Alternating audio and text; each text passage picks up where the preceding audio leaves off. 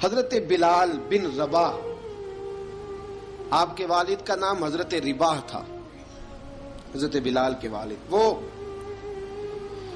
حضرت بلال ابھی بچپن میں چھوٹے سے تھے کہ والد انتقال کر گئے، یتیمی میں پرورش پائی جناب بلال نے، یتیمی میں،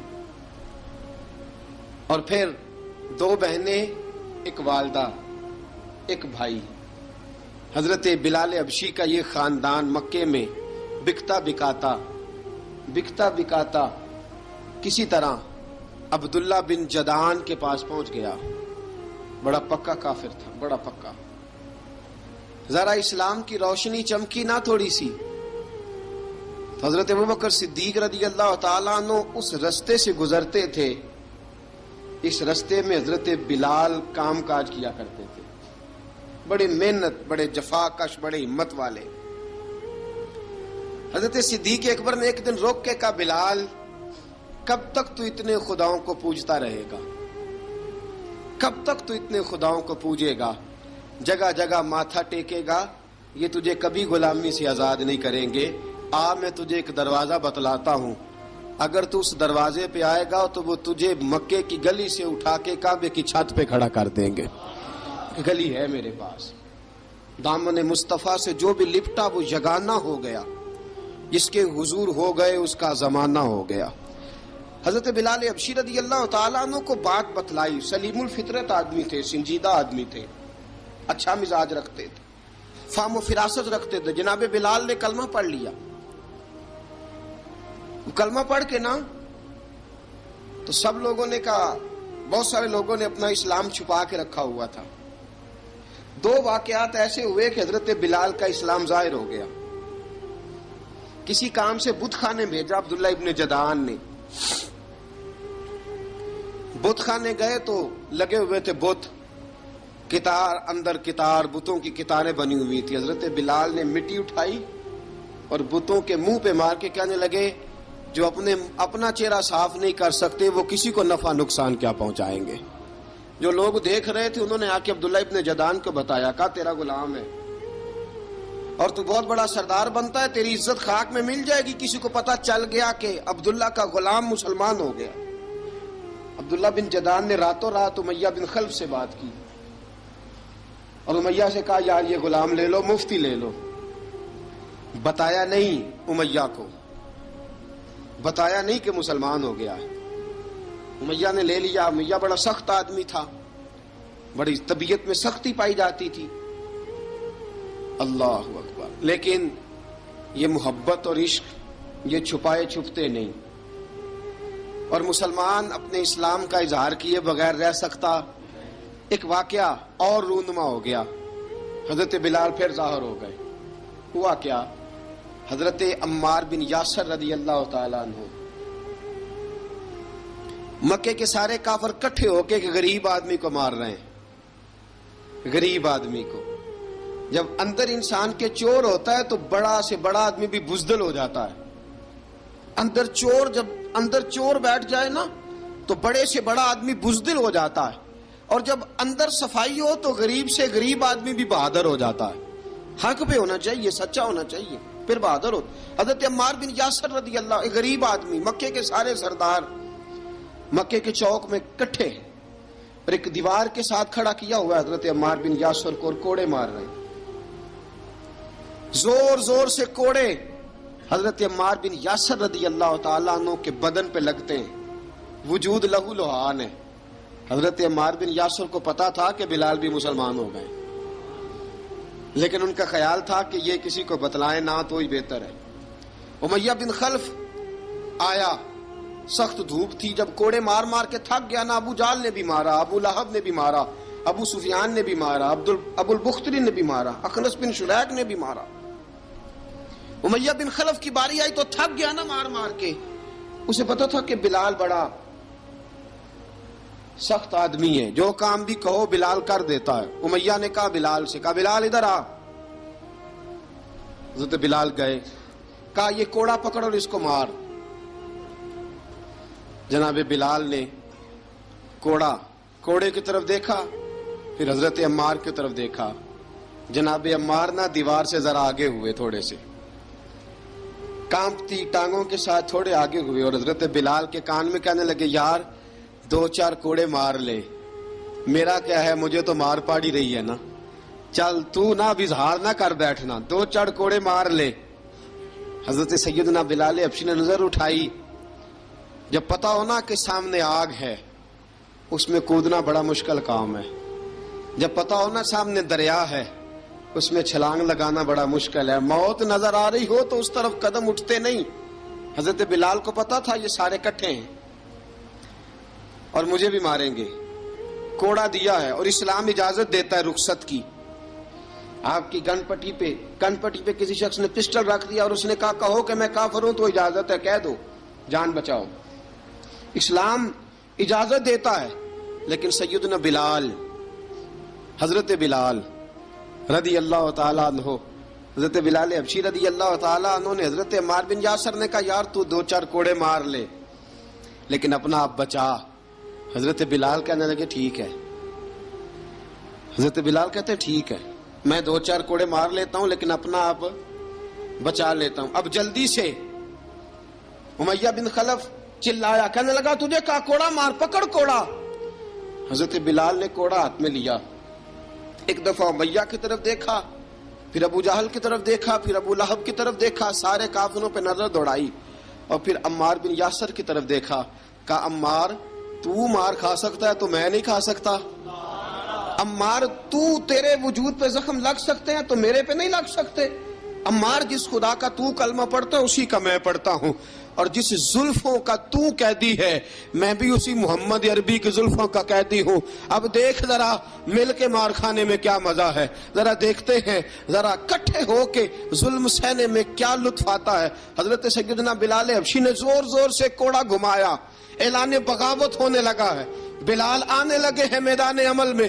جناب بلال نے زور زور سے کوڑا گھمایا اور گھما کے دور پھینکا، اور امیہ کی طرف دیکھ کے کہنے لگے یہ عمار اکیلا نہیں، اسے تنہا نہ سمجھنا، یہ اکیلا مار نہیں کھائے گا۔ اشہد ان لا الہ الا اللہ واشہد ان محمدن عبدہ ورسولہ، فرمایا تیاری کر کے نکلو، اب عمار اکیلا مار نہیں کھایا کرے گا، جب عمار مار کھائے گا تو اس کے ساتھ حصہ داری کرنے بلال بھی آیا کرے گا۔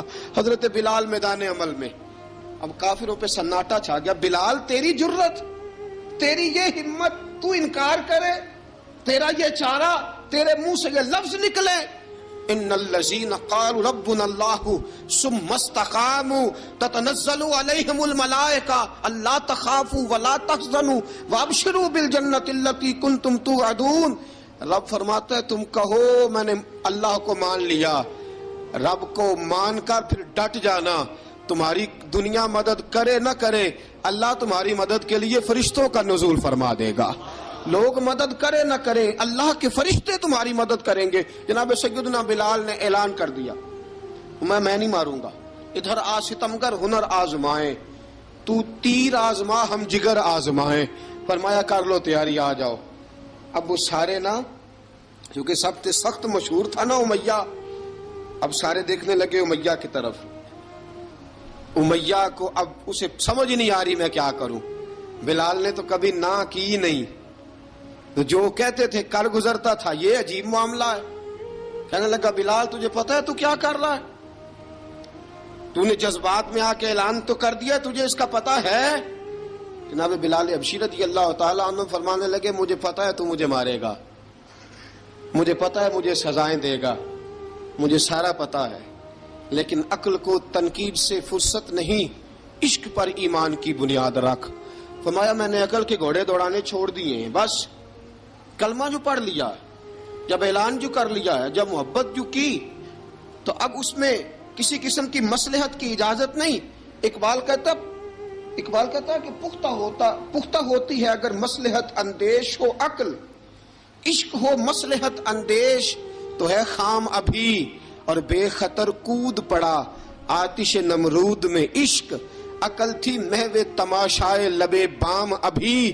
فرمایا عقل پختہ ہوتی ہے اگر سوچا جائے، عشق کے معاملے میں سوچا جائے تو عشق کمزور ہوتا ہے، وہاں سوچنے سمجھنے کی اجازت ہوتی نہیں. سوچنا سمجھنا تھا کلمہ پڑھنے سے پہلے، اب تو پڑھ لیا، اب سوچنے کا نہیں، اب عمل کرنے کا وقت ہے. اب جناب بلال پر سختی شروع ہوئی، مارنا شروع ہوئے. کس انداز میں مارا؟ لوہے کی سلاخیں پہنا کر عرب کی تپتی ہوئی ریت پہ لٹا دیا. جب لوہا گرم ہوتا، سلاخیں گرم ہوتی، وہ وجود کو لگتی، پہلے خاموش رہتے. پہلے علامہ ندوی نے لکھا پہلے چپ رہتے، پہلے احد احد نہیں کہتے تھے، پہلے احد احد نہیں کہتے. جب تکلیف بڑھ جاتی نا تو پھر زبان سے نکلتا احد احد احد. وہ وحدہ لا شریک ہے، وہ وحدہ لا شریک ہے. جب تکلیف بڑھتی پھر امیہ کیا کرتا؟ پھر امیہ حضرت بلال رضی اللہ تعالیٰ عنہ کے گلے میں رسی ڈالتا اور مکے کے اوباش لڑکوں کے ہاتھ میں دیتا. مکے کی گلیوں میں کبھی کسی پاگل کو آپ گزرتے دیکھو نا، لڑکے اسے چھیڑ رہے ہوں، آپ کو پتا ہے وہ پاگل ہے، اس نے زیادتی بھی کی ہے. لڑکے چھیڑتے ہوں تو بزرگ اور سیانے لوگ منع کرتے ہیں، کہتے ہیں بدتمیزوں نہ کرو، وہ تو بیچارہ دیوانہ ہے، وہ تو پاگل ہے. مکے کی گلیوں میں حضرت بلال جب گلے میں رسی ڈال کے، ذرا دوستوں خیال تو کرو، بٹن کھلا ہو تو ہم بازار میں جانا پسند نہیں کرتے، کپڑے تھوڑے میلے ہوں تو گلی میں نکلتے نہیں. بلال تو مہذب آدمی ہے، سنجیدہ آدمی ہے، یہ کیا ہو رہا؟ حضرت بلال کے گلے میں رسی ڈال کے نا جب مکے کی گلیوں میں وہ نوجوان دوڑایا کرتے تھے، حضرت بلال رضی اللہ تعالیٰ عنہ کے قریب سے گزرتے تو گزرنے والے بھی عجیب بات کرتے. کوئی کہتا ذرا اور کلمہ پڑھ، کوئی کہتا بلا اب اپنے خدا کو تجھے بچائے، کوئی کہتا بلال تجھے کیا ضرورت پڑی تھی یہ سارا کچھ کرنے کی. ایک آدمی آیا کہنے لگا بلال اگر تیرا رب سچا ہے، تیرے رسول سچے ہیں، پھر تجھے بچاتے کیوں نہیں؟ پھر تجھے بچاتے کیوں نہیں؟ جب تو اتنا مخلص مومن ہے اور اتنا تیرے اندر خلوص پایا جاتا ہے تو وہ آتے کیوں نہیں تیرے دفاع کے لیے؟ وہ تیرے لیے ڈھال کیوں نہیں بنتے؟ حضرت بلال حبشی کا جواب بڑا زبردست تھا. جناب بلال کہنے لگے میں مخلص تو ہوں، میرا رب قادر بھی ہے، لیکن فرمایا جب تم جاتے ہو نا بازار میں برتن خریدنے، مٹی کا برتن لینا ہو تو ذرا ٹھوک بجا کے چیک کرتے ہو کچا ہے کہ پکا ہے. فرمایا رب رسول بھی ذرا ٹھوک بجا رہے ہیں کچا ہے کہ پکا ہے. فرمایا میں دعا کرو میں امتحان میں پورا اتروں، دعا کرو میں امتحان میں پورا اتروں. وہ ذرا مجھے ٹھوک بجا کے چیک کر رہے ہیں، ٹھوک بجا کے. حضرت بلال حبشی مارا ستایا تینوں لب دیاں آپ گواچے، سانو اپنی خبر نہ کوئی، ساتھوں پارے ککھ گلیاں دے، سانو آخ دے لوگ شدائی، ننگ نموس دا ساڑ کے چولا، گل پہنے تاج گدائی، آزم اپنا آپ گوایا ہے تاں یار نے چاتی پائی. حضرت بلال حبشی اتنی مار اتنی تکلیفیں. اچھا حضرت صدیق اکبر گزرے. اچھا ایک بات اور لکھی ہے سیرت نگاروں نے، وہ کہتے ہیں کہ ایک تو تھا نا جب تکلیف ہوتی تھی تو احد احد کہتے تھے، ایک جب کوئی کافر نظر آتا تھا نا اس طرح بندہ چڑھاتا نہیں کسی کو، جب کوئی بے ایمان کافر نظر آتا حضرت بلال کو تو آپ فرماتے احد احد احد، اللہ ایک ہے، اللہ ایک ہے، اللہ ایک ہے، اللہ ایک ہے. جب کوئی نظر آتا اب وہ مارتا. پھر آہستہ آہستہ وظیفہ پاک گیا، پھر سارا دن احد احد چلتا رہتا، سارا دن احد احد چلتا رہتا. حضرت صدیق اکبر گزرے قریب سے، بڑی تکلیف ہوئی.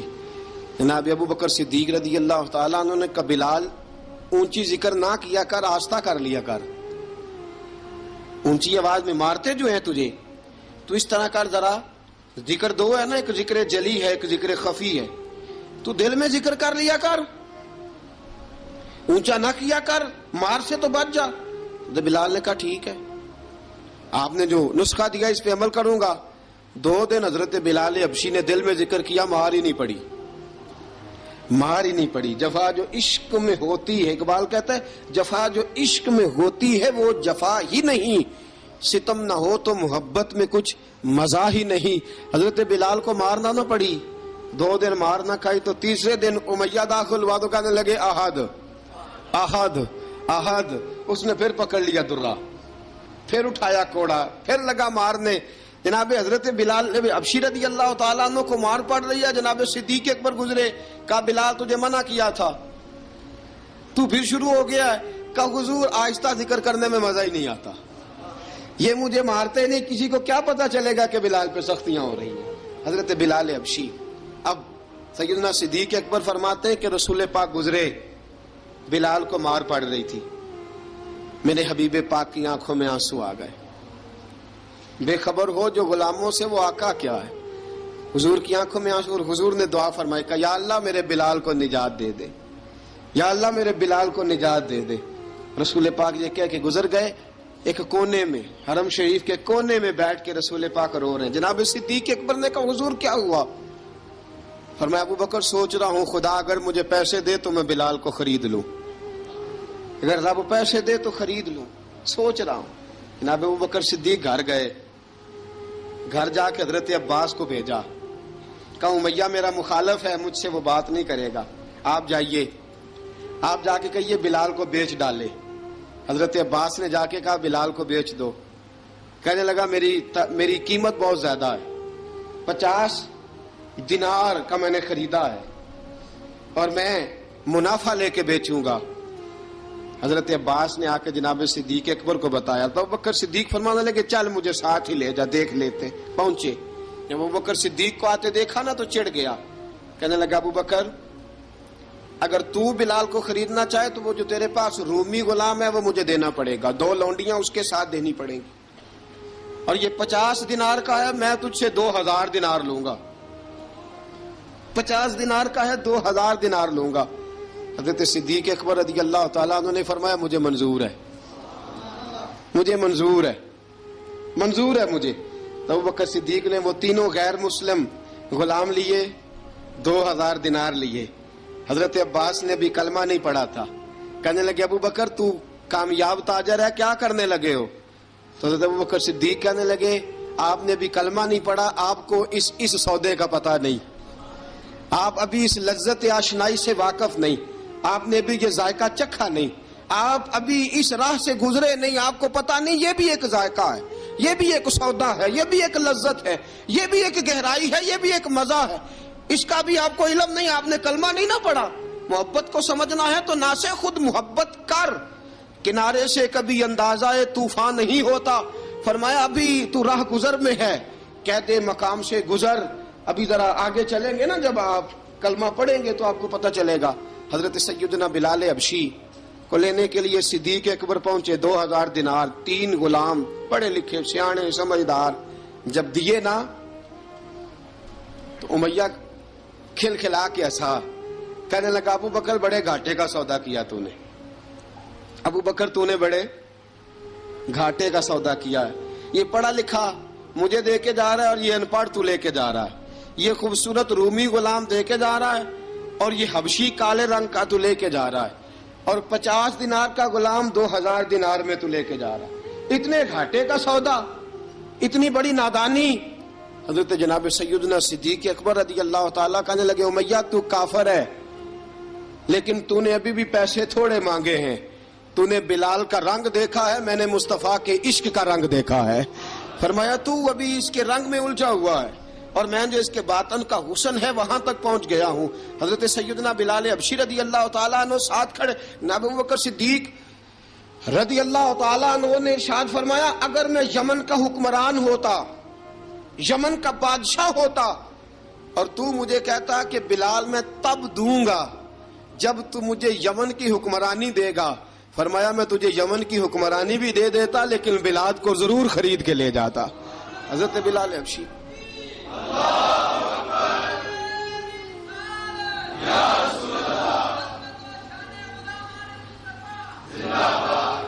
جناب سیدنا بلال حبشی. حضرت سیدنا ابو بکر صدیق فرماتے ہیں جب میں بلال کو لینے گیا تو حال پتہ کیا تھا؟ ادھر دیکھیے گا.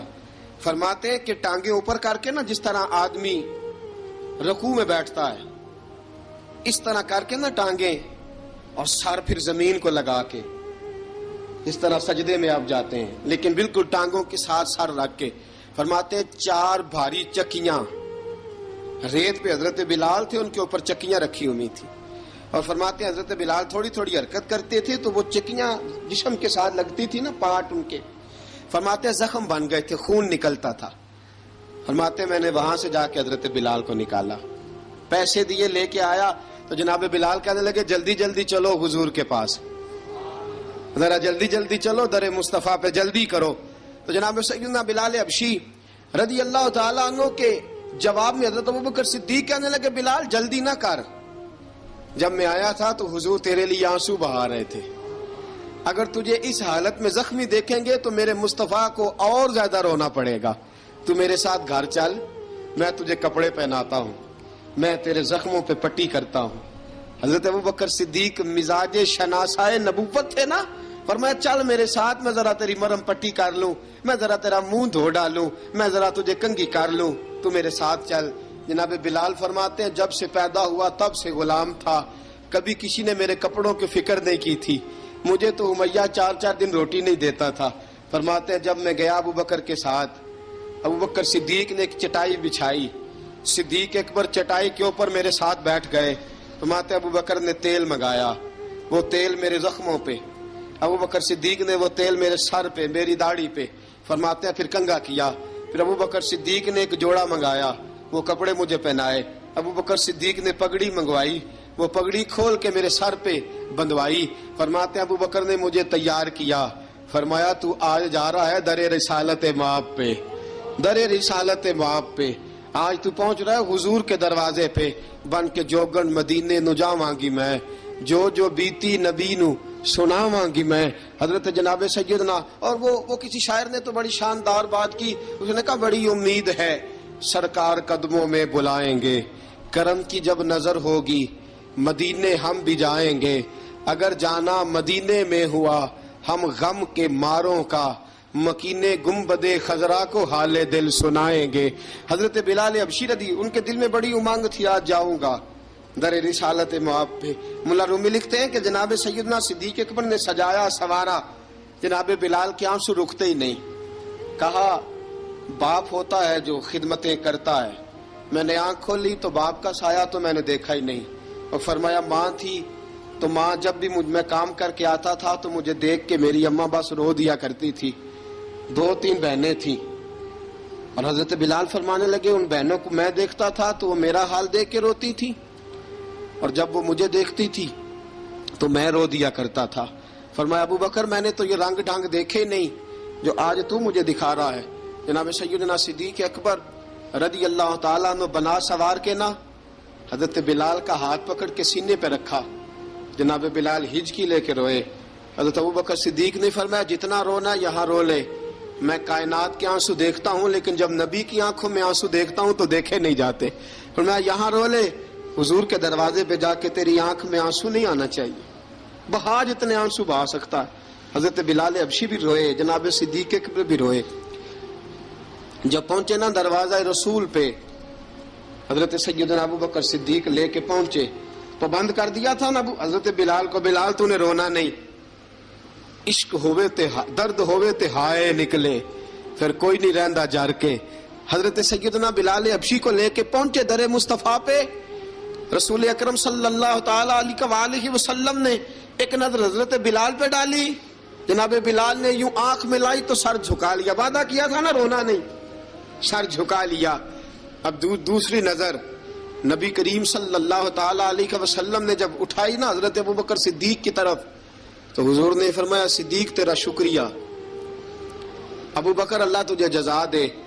جب رسول پاک کی زبان سے یہ لفظ نکلے تو جناب صدیق اکبر نے ہاتھ اٹھائے، یوں ہاتھ باندھے جب رسول پاک کے سامنے تو سب سے زیادہ آنسو ابوبکر صدیق کے اپنے نکل گئے۔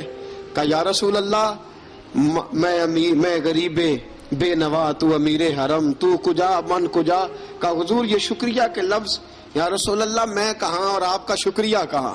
نبی پاک صلی اللہ علیہ وسلم نے فرمایا ابوبکر کاش تو تھوڑے سے پیسے میرے بھی ملا لیتا، بلال کو خریدنے میں میرا بھی حصہ ڈال لیتا، میں چاہتا تھا۔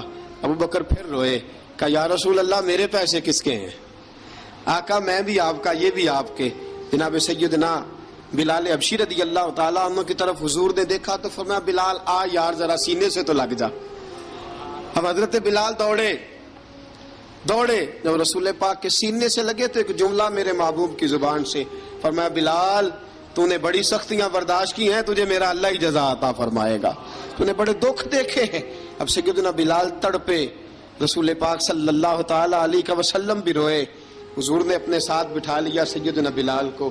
حضور نے گھر پیغام بھیجا, فرمایا ختیجہ گھر میں کچھ ہے تو بھیجو, بلال آیا ہے.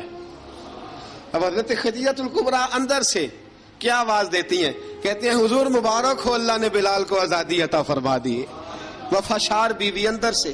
اب حضرت سیدنا زینب رضی اللہ تعالی عنہا, میرے محبوب کی شہزادی, چھوٹی سی عمر ہے, ایک برتن کے اندر کھجوریں لے کے آئیں. ایک برتن میں کھجوریں. اب لا کے جب کھجوریں رکھی نا تو سیدنا صدیق اکبر نے ہاتھ بڑھایا کھجوریں اٹھانے کے لیے تاکہ میں دوں. حضور نے فرمایا نا ابو بکر, بلال پہلے دن آیا ہے, پہلے تو نے جتنی خدمت کرنی تھی تو گھر کر کے آیا, میری باری ہے. حضرت بلال حبشی فرماتے ہیں کائنات میں نے اتنا پیار کبھی دیکھا ہی نہیں تھا. 30 سال سے زیادہ میری عمر تھی, مجھے تو کبھی کسی نے پاس بٹھا کے کھانا کھلایا ہی نہیں. فرماتے رسول پاک سخت سخت کھجوریں سائیڈ پہ کرتے, اندر سے نرم کھجور نکالتے, اس کھجور سے تھوڑا سا چھلکا جدا کرتے. فرماتے پھر اس کو توڑتے, اس کے اندر سے وہ گھٹلیاں اتار کے حضور ایک سائیڈ پہ کرتے. وہ نرم کھجور رسول جب میری طرف بڑھاتے, حضرت بلال فرماتے ہیں بھوک تو بڑی تھی لیکن آج بھوک ساری بھول گئی تھی. آج مجھے یوں لگتا تھا جیسے میں زمین پہ نہیں عرش کی بلندیوں پہ بیٹھا ہوا ہوں. آج لگتا تھا کائنات کی ساری نعمتیں, ساری رحمتیں, سارا کرم, ساری عطا, سارا فضل, ساری عنایتیں میری جھولی میں گر گئی ہیں. فرماتے ہیں رسول پاک صلی اللہ تعالی علیہ وسلم نے مجھے بڑے محبت سے بٹھایا, حضور علیہ السلام نے محبت سے کھلایا, دودھ پلایا. فرماتے بڑا پیار کر کے نا تو جناب سیدنا صدیق اکبر نے کہا حضور بلال کی ڈیوٹی کیا ہوگی, حضور بلال کی ڈیوٹی کیا ہوگی. حضرت بلال کہنے لگے حضور میں فارغ رہنے کا تو عادی نہیں, میں تو جفا کش آدمی ہوں, محنت کرنے والا, ڈیوٹی کیا ہوگی. رسول پاک نے فرمایا بلال یہ میرا گھر ہے, آج کے بعد میرا نہیں یہ تیرا گھر ہے. فرمایا میں مصروف ہوتا ہوں تبلیغ کے کاموں میں, گھر کیا لانا ہے وہ تیری ذمہ داری ہے, کہاں سے لانا ہے وہ بھی تیری ذمہ داری ہے, پیسے کہاں سے آئیں گے میں تجھے بتلاؤں گا, کہاں لگانے ہیں تجھے ایک دفعہ بتاؤں گا, پھر تو لایا کرے گا, تو ہی لگایا کرے گا. فرمایا میرا پرسنل سیکٹری بن کے رہے گا, تو خاص مقام تجھے دیا جائے گا. حضرت سیدنا بلال حبشی رضی اللہ تعالی عنہ کو رسول اکرم صلی اللہ تعالی علیہ وسلم نے اس کام پر مقرر فرما دیا. اب دیکھیے حضرت بلال رضی اللہ تعالی عنہ جب در مصطفیٰ صلی اللہ تعالی علیہ وسلم پر پہنچ جاتے ہیں, اور پہنچنے کے بعد کیا مسئلہ ہے جی, کیوں نہیں چل رہا؟ درود پاک پڑھیے الصلاۃ والسلام علیک یا کی گل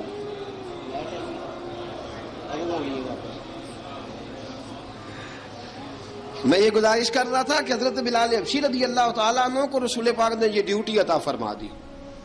اب پتہ کیا ہوتا, حضرت پردے کی آیتیں تو ابھی آئی نہیں تھی. حضرت بلال رضی اللہ تعالیٰ عنہ رسول پاک کے ساتھ نکلتے تبلیغ کے لیے, کسی کام کے لیے, سودا صرف لاتے بازار سے. یہ مکے کے دنوں کی بات ہے, مکے کے دنوں کی. سودا صرف بازار سے لاتے. اب 4 بیٹیاں تھیں حضرت خدیجہ الکبریٰ کی, گھر کے کام کاج ہوتے تھے. جب ذرا فارغ ہوتے دروازے پہ دستک دیتے. حضرت خدیجہ فرماتی بلال تو آ گیا ہے. وہ دستک سے پہچانتی ہیں کہ بلال کے دستک ہے. بلال آ گیا. کہا اماں جی میں سارے کام کاج باہر کے ختم کر آیا ہوں, گھر کا کوئی کام ہے تو ذرا مجھے بتاؤ. آپ فرماتی گھر کے کام ہے پر میں کر رہی ہوں. اب حضرت بلال گلنا شروع کرتے. یہ ہے محبت. آج اگر ہم کہیں خادم ہو بھی نہ تو بہانے ڈھونڈتے پھرتے ہیں فارغ ہونے کے. حضرت بلال فرماتے آپ نے چکی پیس لی ہے, گھر میں جھاڑو دے لیا ہے, بچوں کے لیے دودھ آ گیا ہے, بکریوں کا دودھ دھو لیا گیا ہے, ایک ایک کام پوچھتے ہیں. حضرت خدیجہ الکبریٰ فرماتے یہ بھی ہو گیا, یہ بھی ہو گیا, چکی رہ گئی ہے پیسنے والی. فرماتے ذرا دروازہ کھول دو میں پیس ڈالتا ہوں. حضرت بلال گھر کی چکی پیستے, گھر کے کام کاج کرتے. ایک دن نہ دار ارقم میں رسول پاک تھے تو باہر سے کچھ شورش ہوئی. حضرت بلال حبشی کہنے لگے حضور ایک نیزہ نہیں منگوا دیتے مجھے. ایک نیزہ. ساری دنیا حضرت بلال کو مؤذن رسول سمجھتی ہے اور ہیں بھی, لیکن حضرت بلال سب سے پہلے نیزہ بردار بھی ہیں. سب سے پہلے نبی پاک کی حفاظت کے لیے نیزہ جس شخص نے اٹھایا ہے تلوار اٹھانے والے اور ہیں، جان قربان۔ نیزہ سب سے پہلے حضرت بلال کا حضور ایک نیزہ نہیں منگوا دیتے؟ بلال کیا کرنا ہے؟ کہا یا رسول اللہ یہ کافر ہلکی پھلکی شرارت کرتے رہتے ہیں، ذرا میرے ہاتھ میں نیزہ ہوگا نا تو قریب کوئی نہیں آئے گا۔ یہ کرتے رہتے ہیں نا ہلکی پھلکی شرارت، باز نہیں آتے، نیزہ دے دیں گے نا تو قریب کوئی نہیں آئے گا۔ اب رسول پاک نے نیزہ دے دیا، منگوا دیا۔ اب حضرت بلال کے ہاتھ میں نیزہ ہوتا، رسول پاک کے آگے آگے چلتے، آگے آگے آگے آگے نبی کریم صلی اللہ تعالی علیہ وآلہ وسلم دار ارقم میں جا کے تبلیغ کا کام شروع کرتے تو حضرت بلال دروازے پہ نیزہ لے کے کھڑے ہو جاتے۔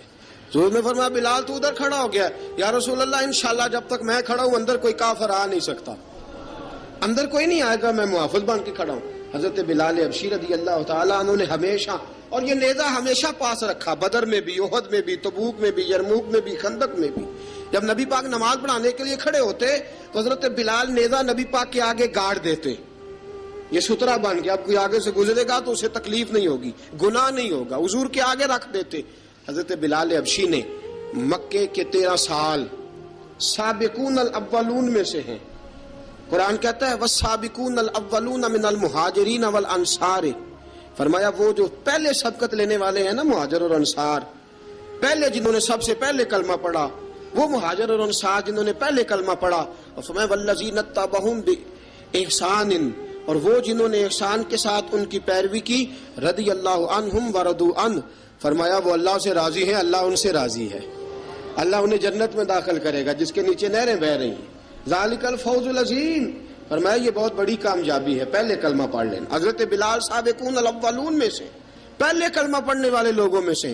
جناب سیدنا بلال حبشی رضی اللہ تعالیٰ عنہ نے پوری دلیری کے ساتھ کام کیا۔ اب آ گیا وقت ہجرت کا۔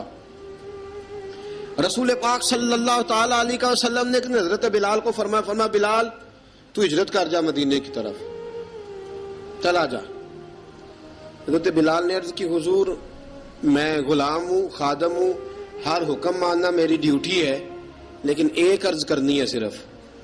حضور نے فرمایا بلال کرو۔ کہا یا رسول اللہ آپ مدینے آئیں گے نا؟ آپ آئیں گے مدینے؟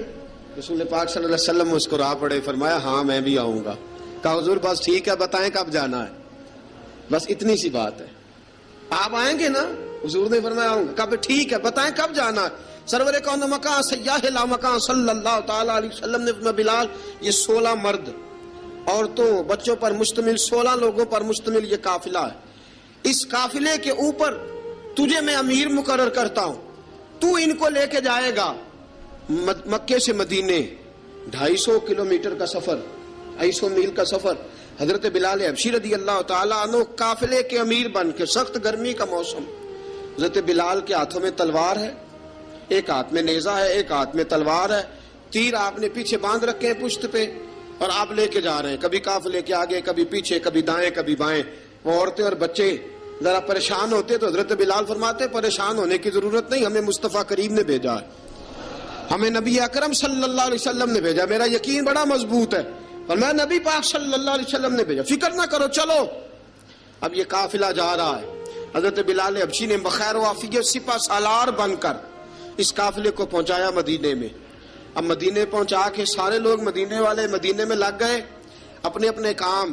حضرت بلال پہلے دن ہی آ کے مدینہ منورہ سے باہر سرحد پہ کھڑے ہو گئے۔ کہا بلال ادھر کیا کر رہے ہو؟ کہا وعدہ کیا تھا یار نے آؤں گا دن ڈھلے، نبی پاک علیہ السلام نے وعدہ فرمایا تھا میں آؤں گا، اب میرا تو کام ہے نبی پاک کا انتظار کرنا، استقبال کرنا۔ حضرت بلال روز انتظار کرتے، رسول پاک تشریف لے آئے، حضور حکم کیا ہے؟ فرمایا مسجد بنانی ہے، مسجد ایک قباء بن رہی ہے، تو سب مزدوروں سے زیادہ کام حضرت بلال نے کیا۔ مسجد نبوی کی تعمیر شروع ہوئی تو سب سے زیادہ کام حضرت بلال نے کیا، مسجد بن گئی۔ اب جناب اذان کا معاملہ شروع ہو گیا، مسلمانوں کو نماز کے لیے کیسے بلائیں؟ ایک صحابی کہنے لگے حضور ہم اوپر آگ جلایا کریں گے، جب آگ جلے گی تو لوگوں کو پتہ چلے گا نماز کا وقت ہو گیا۔ ایک نے کہا ہم بڑی دف منگواتے ہیں، دف بجائیں گے، نماز کا وقت ہو گیا۔ حضور نے فرمایا جاؤ صبح فیصلہ کریں گے۔ رات سے صحابہ سوئے، حضرت عبداللہ ابن زید رضی اللہ تعالیٰ عنہ اور حضرت عمر فاروق رضی اللہ خواب دیکھتے ہیں، خواب میں کوئی اذان پڑھ رہا ہے، اللہ اکبر اللہ اکبر اللہ اکبر اللہ اکبر۔ اذان پڑھنی چاہیے نا؟ کیا خیال ہے آپ کا؟ اذان آنی چاہیے نا. میں ویسے معذرت کے ساتھ کبھی کبھی ایسا ہوتا ہے کہیں جماعت کرانے لگے نا تو کسی سے کہنا تکبیر پڑھو تو ایک دوسرے کو کہنا شروع کر دیتے ہیں تو پڑھ. میں اپنے استادوں کے پاس جب ہم پڑھتے تھے حضرت اویسی صاحب رحمۃ اللہ علیہ کے پاس تو ہم پڑھ رہے تھے, سبق تھوڑا رہتا تھا, دیر ہو گئی کلاس کو تو ایک لڑکا آیا تو استاد کہنے لگے اذان پڑھ. کہنے لگا جی مجھے شرم آتی ہے. تو استاد فرمانے لگے یار میں تو بڑا بے شرم ہوں, 40 سال ہو گئے اذانیں پڑھ رہا ہوں, تمہیں شرم آتی, بڑا بے شرم ہوں 40 سال سے اذان. کہنے لگا نہیں جی وہ والا معاملہ نہیں. فرمانے لگے یار گالی نکالتے وقت شرم آنی چاہیے, کسی کو برے لفظوں سے یاد کرتے وقت, کسی کا گلہ کرتے وقت, غیبت کرتے وقت, چغلی کرتے وقت, جھوٹ بولتے وقت, دغا اور فریب اور فراڈ کرتے وقت شرم آنی چاہیے. تجھے اذان دیتے وقت شرم آ رہی ہے, یہ ہمارا حال ہے. اذان آنی چاہیے, مشکل کام نہیں, سیکھنی چاہیے. میرے نبی کریم صلی اللہ علیہ وسلم نے فرمایا جس نے 40 دن تک اللہ کی رضا کے لیے 5 وقت کی اذان پڑھی, 40 دن صرف, فرمایا اللہ اس کے پچھلے سارے گناہ معاف فرما دے گا. اور فرمایا قیامت کے دن سب سے لمبی گردنیں مؤذنوں کی ہوں گی, اذان دینے والوں کی گردنیں اور قد لمبے ہوں گے. یا رسول اللہ پھر فرمایا وہ لائن بنا کے جنت میں جائیں گے.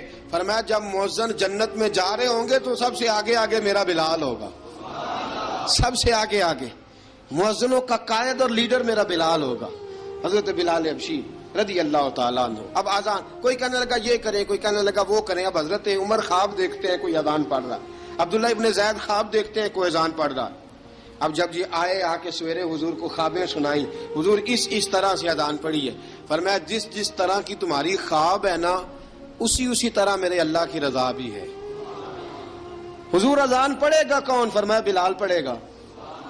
حضرت بلال کی آواز میں لکنت تھی, اشہد نہیں کہتے تھے, اسحد کہتے تھے, لکنت تھی. حضور نے فرمایا بلال کا اسحد بھی اللہ اشہد بنا کے قبول فرماتا ہے. لوگوں نے کہا حضور بلال اذان پڑھے گا؟ حضور نے فرمایا انشاءاللہ یہی پڑھے گا. حضور نے حضرت بلال کو اب اصحاب صوفہ میں پڑھتے بھی تھے, باقاعدہ علم بھی حاصل کرتے تھے, نبی پاک کے پاس تعلیم حاصل کرتے تھے, حضرت بلال حبشی. اب حضور نے فرمایا بلال یہ اذان کے لفظ ہیں تو اذان پڑھا کرے گا. جناب بلال حبشی کو اذان سکھا دی اور رسول پاک صلی اللہ تعالی وسلم نے فرمایا چڑھ جا مسجد نبوی کے ساتھ مینارے پہ, چڑھ جا ایک کونے پہ اور چڑھ کے اذان پڑھ. اب حضرت بلال حبشی رضی اللہ تعالیٰ عنہ نے سب سے پہلی اذان تاریخ میں پڑھی, سب سے پہلی اذان. 2 مرتبہ حضرت بلال اذان نہیں پڑھ سکے جب تک رسول پاک موجود ہے. 2 مرتبہ, ایک مرتبہ تو مدینہ منورہ میں کسی وجہ سے حضرت بلال اذان نہ دے سکے, ایک مرتبہ تبوک سے واپسی پہ سو گئے. حضور نے فرمایا بلال تیری ڈیوٹی ہے ہمیں جگانے کی. حضرت بلال خود بھی سو گئے. سویرے جب اچھی طرح سے سورج چمکا تو رسول پاک کی آنکھ کھلی. حضرت بلال کو حضور نے آواز دی, جناب بلال چونک کے اٹھے. فرمایا تجھے کہا تھا جگانا ہے. یا رسول اللہ ساری رات جاگتا رہا, جب جاگنے کا ٹائم آیا تو سو گیا. میں نے کہا میں ذرا کمر سیدھی کر لوں. حضور بس لیٹا ہی ہوں تو آنکھ لگ گئی, ٹیک لگائی ہے بس میں نے, پتھر کے ساتھ آنکھ لگ گئی. حضور نے فرمایا چلو پڑھو اذان. حضرت بلال نے اذان پڑھی اور سورج چمکتے میں رسول پاک نے نماز ادا فرمائی. عزیز دوستو حضرت بلال حبشی نے ہمیشہ اذان پڑھی, ہمیشہ. نبی کریم صلی اللہ تعالی علیہ وسلم کے صحابہ ایک دن حضرت بلال سے کہنے لگے بلال تو ساری زندگی اذان پڑھتا رہا, مزہ کب آیا اذان پڑھنے کا, مزہ کب آیا؟ حضرت بلال کہنے لگے ایک اس دن جس دن مجھے حضور نے اذان سکھائی تھی بڑا لطف آیا تھا حضور سے اذان سیکھنے کا. اور فرمایا ایک اس دن مجھے مزہ آیا جب میں نے کعبے کی چھت پہ کھڑے ہو کے اذان پڑھی ہے.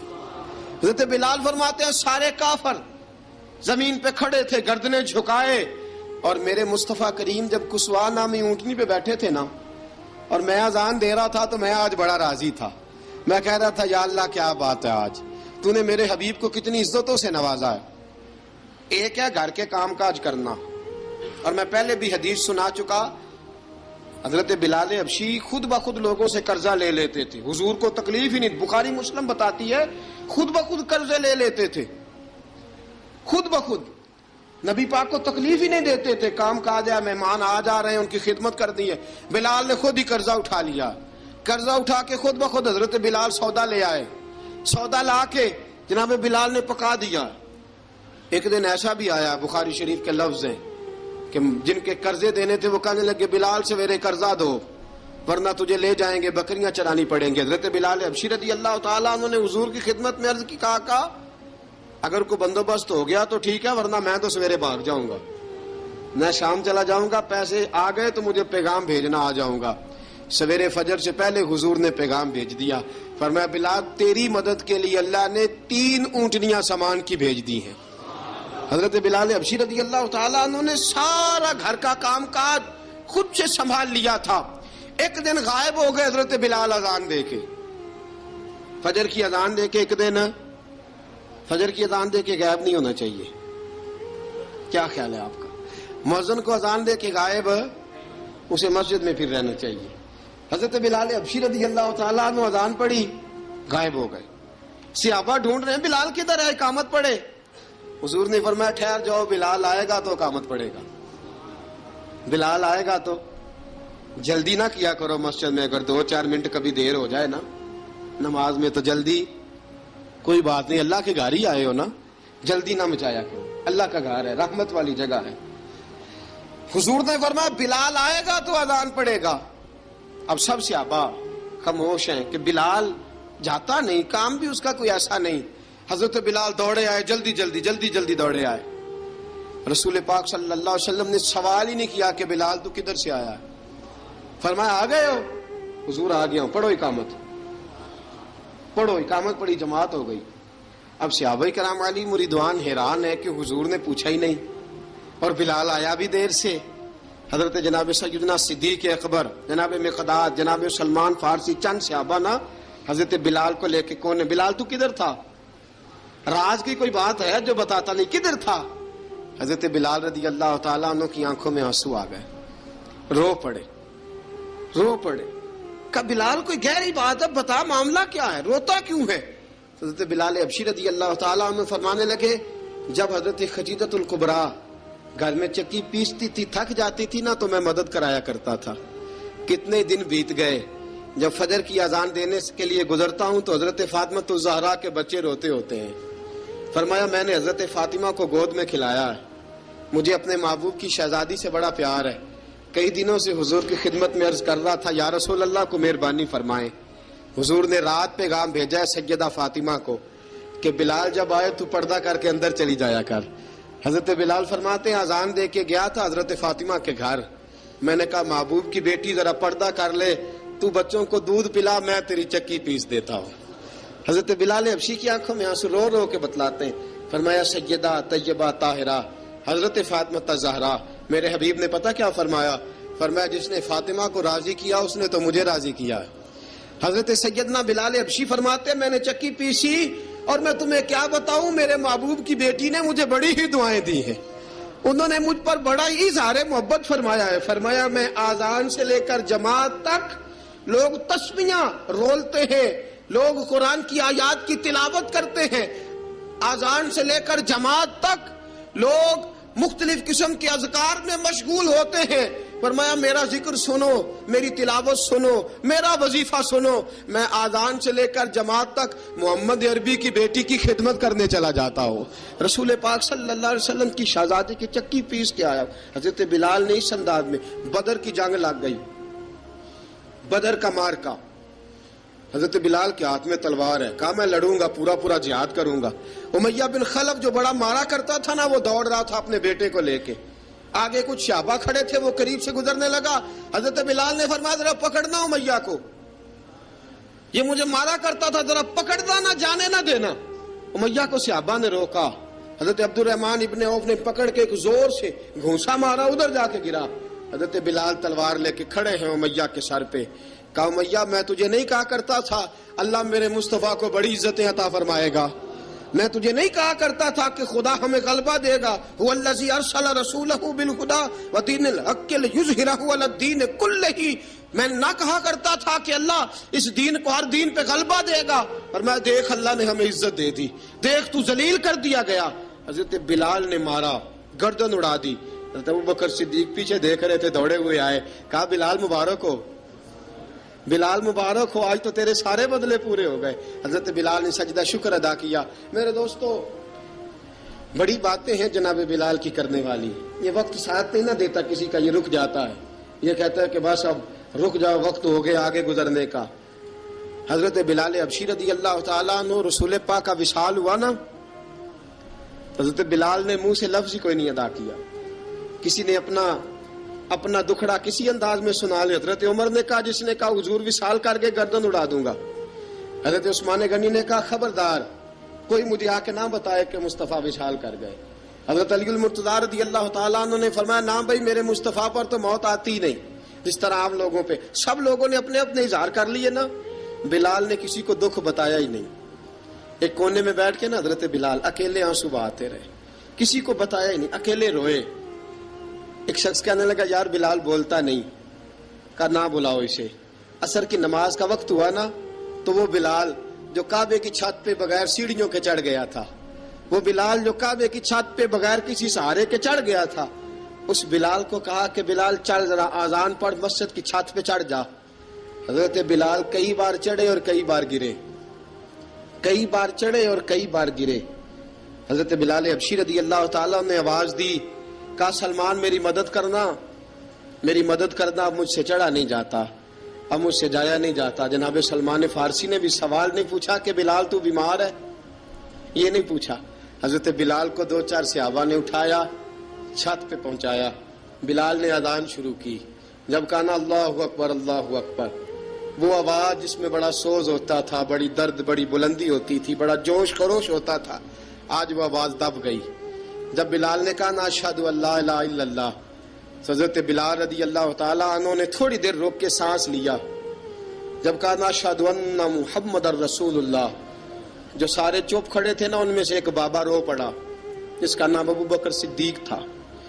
جب حضرت ابو بکر صدیق کی آنکھ میں آنسو آیا تو حضرت بلال چھت کے اوپر زمین پہ گرے, زمین پہ گرے اور کہا ابو بکر یہ ڈیوٹی کسی اور کی لگا دے, یہ ڈیوٹی کسی اور کی لگا دے, اب میری روح اجازت نہیں دیتی, مصطفیٰ کریم کے بعد مجھ سے اذان نہیں پڑھی جائے گی.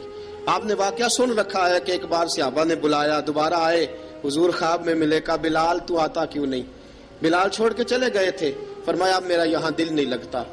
ملک شام کے شہر حلب میں چلے گئے تھے, چھوڑ دیا تھا مدینہ منورہ, اب میری نگاہوں میں جچتا نہیں کوئی, جیسے میرے محبوب ہیں ایسا نہیں کوئی. حضور خواب میں ملے, آئے مدینے. حضرت بلال آخری بار, لوگوں نے کہا اذان پڑھو, کہا مجھے وہ اذان بھول ہی گئی ہے جو مجھے مصطفیٰ کریم کے زمانے میں پڑھا کرتا تھا, مجھ سے نہیں پڑھی جاتی, نہ مجھے کہو, میں کیسے پڑھوں. امام حسن اور حسین نے آ کے دامن تھاما نا, تو کہا بیٹا میں تمہاری نانی کا بھی نوکر رہا ہوں, میں تمہاری ماں کی چکی بھی پیستا رہا ہوں, مجھ سے کوئی فرمائش نہ کر ڈالنا, میں نے نوکری کی ہے, اور مجھے اگر اللہ نے توفیق دی تو میں تمہارے بچوں کے پیر بھی دھویا کروں گا. لیکن امام حسن رضی اللہ تعالیٰ عنہ نے فرمایا بلال ایک بار تو اذان سنانی پڑے گی. سنائی بلال نے اذان. کوئی گھر مدینے میں ایسا نہیں تھا جہاں سے رونے کی آواز نہ آئی ہو. حضرت عمر فاروق رضی اللہ تعالیٰ عنہ اپنے زمانے میں شام گئے تو جناب بلال حبشی رضی اللہ تعالیٰ عنہ سے کہا کہ اذان پڑھو. حضرت بلال نے فرمایا میں پڑھ ہی نہیں سکتا. بڑی ہمت کے بعد اذان پڑھی, اور جناب بلال نے کہا تم اگر روئے نہ تو میں اذان پڑھوں گا. رونا نہ, وعدہ لے لیا. حضرت عمر تو نہ روئے, لیکن معاذ ابن جبل نے رونا شروع کر دیا. جب معاذ ابن جبل روئے تو پھر عمر بھی روئے, جب عمر روئے تو پھر بلال بھی روئے. وہ اذان اشہد ان لا الہ الا اللہ تک گئی. رسول پاک کے بعد پھر اذان اس سے آگے بڑھ نہ سکی.